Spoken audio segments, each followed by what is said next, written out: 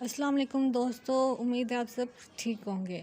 آج کا جو ہمارا واقعہ وہ 12 سالہ لڑکے کی کہانی ہے کہ کس طرح اس نے اپنے ایام اللہ تعالیٰ کی عشق میں ڈوب کر گزارے۔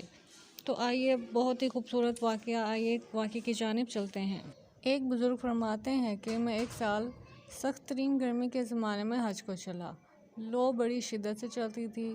ایک دن جب میں وسط حجاز میں پہنچا تو اتفاقاً قافلے سے بچھڑ گیا اور مجھے کچھ غنودگی سی آ گئی۔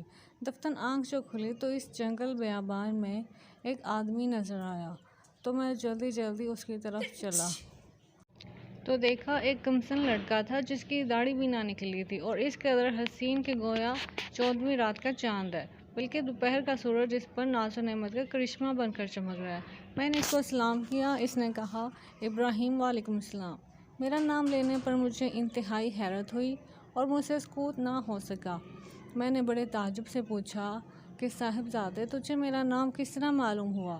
تو نے تو مجھے کبھی دیکھا بھی نہیں۔ کہنے لگا، ابراہیم، جب سے مجھے معرفت حاصل ہوئی ہے میں انجان نہیں بنا، اور جب سے مجھے وصال نصیب ہوا کبھی فراق نہیں ہوا۔ میں نے پوچھا، اس سخت گرمی میں اس جنگل میں تجھے کیا مجبوری کھینچ کر لائی؟ کہنے لگا، ابراہیم، اس کے سوا میں نے کبھی کسی سے انس پیدا نہیں کیا اور نہ اس کے سوا کسی کو ساتھی اور رفیق بنایا۔ میں اس کی طرف منتقل ہو چکا ہوں اور اس کے معبود ہونے کا اقرار کر چکا ہوں۔ میں نے پوچھا کہ تیرے کھانے پینے کا ذریعہ کیا ہے؟ کہنے لگا، محبوب نے اپنے ذمے لے رکھا ہے۔ میں نے کہا، خدا کی قسم، مجھے ان عوارض کی وجہ سے جو میں نے ذکر کیے تیری جان کے ہلاک ہونے کا اندیشہ ہے۔ تو اس نے روتے ہوئے کہ اس کی آنکھوں سے آنسو کی لڑی موتیوں کی طرح سے اس کے رخساروں پر پڑ رہی تھی۔ چند شعر پڑھے جن کا ترجمہ یہ ہے، کون شخص ڈرا سکتا ہے مجھ کو جنگل کی سختی سے؟ حالانکہ میں اس جنگل کو اپنے محبوب کی طرف چل کر قطع کر رہا ہوں اور اس پر ایمان لا چکا ہوں۔ مجھ کو بے چین کر رہا ہے اور شوق ابھارے لے جاتا ہے، اور اللہ کا چاہنے والا بھی کسی آدمی سے نہیں ڈر سکتا۔ اگر مجھے بھوک لگے گی تو اللہ کا ذکر میرا پیٹ بھرے گا، اور اللہ کی حمد کی وجہ سے میں پیاسا نہیں ہو سکتا، اور اگر میں ضعیف ہوں تو اس کا عشق مجھے نجات سے خراسان تک، یعنی یورپ سے پچھم تک لے جا سکتا ہے۔ تو میرے بچپن کی وجہ سے مجھے حقیر سمجھتا ہے؟ اپنی ملامت کو چھوڑ، جو ہونا تھا ہو چکا۔ میں نے پوچھا، تجھے خدا کی قسم اپنی صحیح عمر بتا کیا ہے؟ کہنے لگا، تو نے بڑی سخت قسم مجھے دے دی جو میرے نزدیک بہت ہی بڑی ہے۔ میری عمر 12 برس کی ہے۔ پھر وہ کہنے لگا، ابراہیم، تجھے میری عمر پوچھنے کی کیا ضرورت پیش آئی؟ میں نے کہا، مجھے تیری باتوں نے حیرت میں ڈال دیا۔ کہنے لگا، اللہ کا شکر ہے، اس نے بہت سی نعمتیں عطا فرمائیں، اور اللہ کا فضل ہے کہ اس نے اپنے بہت سے مومن بندوں سے افضل بنایا۔ ابراہیم کہتے ہیں کہ مجھے اس کے حسن صورت، حسن سیرت اور شیریں کلام پر بڑا تعجب ہوا۔ میں نے کہا، سبحان اللہ، حق تعالی شان نے کیسی کیسی صورتیں بنائی ہیں۔ اس نے تھوڑی دیر نیچے کو سر جھکا لیا اور پھر اوپر کی طرف نظر اٹھا کر بہت ترچھی اور کڑوی نگاہ سے مجھے دیکھا اور چند شعر پڑھے جن کا ترجمہ یہ ہے، اگر میری سزا جہنم ہو تو میرے لیے ہلاکت ہے۔ اس وقت میری یہ رونق اور خوبصورتی کیا بتائے گی؟ اس وقت میری ساری خوبیوں کو عذاب عیب دار بنا دے گا، اور جہنم میں طویل عرصے تک رونا پڑے گا، اور جبار ذوالجلالہ یہ فرمائے گا کہ بدترین غلام، تو میرے نافرمانوں میں سے ہے۔ تو نے دنیا میں میرا مقابلہ کیا، میری حکم عدلی کی، تو میرے عہد و پیمان کو جو ازل میں ہوئے تھے بھول گیا تھا، یا میری قیامت کی ملاقات کو بھول گیا تھا۔ اے ابراہیم، تو اس دن دیکھے گا کہ فرمانبرداروں کے منہ 14ویں رات کے چاند کی طرح چمک رہے ہوں گے، اور حق تعالی شان اپنے اوپر سے انوار کے پردے ہٹا دیں گے، جس کی وجہ سے یہ فرمانبردار اس پاک ذات کی زیارت سے ایسے مبعوث ہو جائیں گے کہ اس کے مقابلے میں ہر نعمت اور ہر راحت کو بھول جائیں گے، اور حق تعالی ان فرمانبرداروں کو بیت اور خوشنودی کا لباس پہنائیں گے، اور ان کے چہروں کو رونق اور شادابی عطا ہوگی۔ یہ اشعار پڑھ کر کہنے لگا، اے ابراہیم، مہجور وہ ہے جو دو سے منتقع ہو گیا ہو، اور وصال اس کو حاصل ہے جس نے اللہ تعالیٰ کی اطاعت سے وافر حصہ لیا۔ ابراہیم، اپنے رفقا سفر سے بچھڑ گئے ہو؟ میں نے کہا، ہاں، میں ایسے ہی رہ گیا۔ تجھ سے اللہ کے واسطے سوال کرتا ہوں کہ تو میرے لیے دعا کرے کہ میں اپنے ساتھیوں سے جا ملوں۔ میرے کہنے پر اس لڑکے نے آسمان کی طرف دیکھا اور کچھ آہستہ آہستہ زبان سے کہا کہ مجھے اس کے ہونٹ کرتے ہوئے معلوم ہوئے۔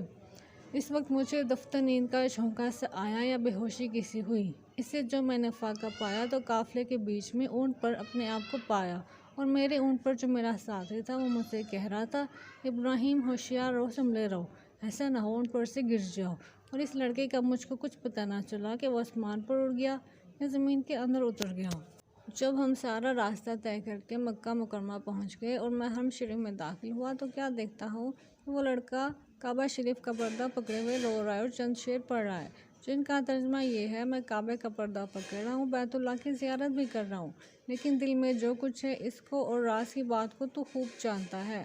میں بیت اللہ کی طرف پیدل چل کر آیا ہوں، کہیں سوار نہیں ہوا، اس لیے کہ میں باوجود اپنی کم سنی کے فریفتہ عاشق ہوں۔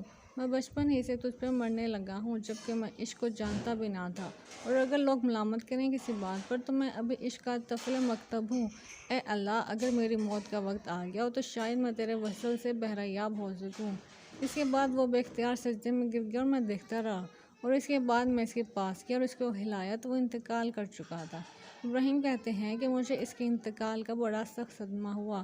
میں وہاں سے اٹھ کر اپنی قیام گاہ پر آیا اور اس کے کفن دینے کے لیے کپڑا لیا اور مدد کے لیے ایک دو آدمی ساتھ لیے، اور وہاں پہنچا جہاں اس کو مردہ چھوڑ کر آیا تھا، تو اس کی نعش کا کہیں پتہ نہ چلا۔ وہاں دوسرے حاجیوں سے دریافت کیا، مگر کسی کو بھی پتہ نہ تھا کہ کسی نے اس کو دیکھا، تو میں سمجھا کہ اللہ تعالیٰ نے اس کو لوگوں کی آنکھوں سے پوشیدہ فرما رکھا تھا۔ میں وہاں سے اپنے قیام گاہ پر واپس آ گیا اور مجھے کچھ غنودگی سی ہو گئی، تو میں نے اس کو خواب میں دیکھا کہ وہ ایک بہت بڑے مجمع میں ہے اور سب سے پیش ہے، اور اس پر اس قدر نور چمک رہا ہے اور ایسے عمدہ جوڑ میں ہے کہ ان کی صفت بیان میں نہیں آ سکتی۔ میں نے اس سے پوچھا کہ تو وہی لڑکا ہے؟ کہنے لگا، میں وہی ہوں۔ میں نے پوچھا، کیا تیرا انتقال نہیں ہوا؟ اس نے کہا، ہاں، ہو گیا۔ میں نے کہا کہ میں نے تجھے تجہیز و تکفین کے لیے بہت تلاش کیا کہ کہیں پتہ نہ چلا۔ کہنے لگا، ابراہیم، اب سن، جس نے مجھے میرے شہر سے نکالا اور اپنی محبت میں فریفتہ کیا اور میرے عزیز و اقارب سے جدا کیا، اس نے مجھے کفن دیا اور کسی دوسرے کا محتاج بننے نہیں دیا۔ میں نے پوچھا کہ حق تعالیٰ شانہ نے مرنے کے بعد تیرے ساتھ کیا معاملہ کیا؟ اس نے کہا کہ اللہ جل شانہ نے مجھے اپنے سامنے کھڑا کیا اور فرمایا کہ تو کیا چاہتا ہے؟ میں نے عرض کیا، تو الہی مقصود ہے اور تیری ہی مجھے آرزو ہے۔ فرمایا کہ بے شک تو میرا سچا بندہ ہے، اور جو تو مانگے اس کے لیے کوئی رکاوٹ نہیں۔ میں نے عرض کیا کہ میں یہ چاہتا ہوں کہ میرے زمانے کے تمام آدمیوں میں میری سفارش قبول فرما۔ ارشاد ہوا کہ ان سب کے بارے میں تیری سفارش مقبول ہے۔ ابراہیم کہتے ہیں کہ اس کے بعد اس لڑکے نے خواب میں مجھ سے مصافحہ کیا اور میں نیند سے بیدار ہو گیا۔ میں نے حج کے جو ارکان باقی تھے وہ پورے کیے، مگر اس لڑکے کی یاد سے اور اس کے رنج سے میرے دل کو قرار نہ تھا۔